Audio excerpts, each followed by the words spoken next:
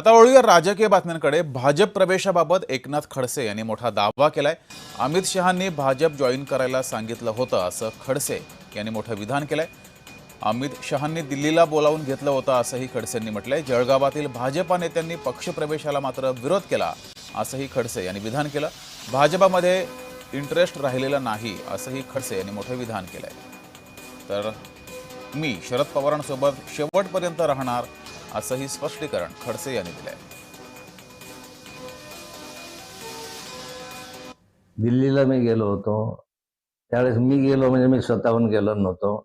माननीय अमित शहा यांनी मला फोन केला होता, मला त्यांनी दिल्लीला बोलवून घेतलं होतं। त्यावेळेस मला माहिती नव्हतं काय काम आहे आणि गेल्यानंतर त्यांनी मला सांगितलं होतं की भाजप जॉईन करू आणि नड्डाजीकडे पाठवलं। नड्डाजींनी काय ते इतिहास सगळ्यांना माहिती आहे। त्यानंतरच्या कालखंडामध्ये गिरीश महाजन म्हणतात मी विरोध केला नव्हता। त्यांनी विरोध केला नसेल पण वरच्यांनी जे मला सांगितलं त्या कालखंडामध्ये ते म्हणाले आपको अगर प्रवेश देंगे तो भाजपा के लोकल लोग हैं, पार्टी बोल रहे कि हम काम नहीं करेंगे, हम सीट गिरा देंगे, ऐसा वो ब्लॅकमेल कर रहे हैं।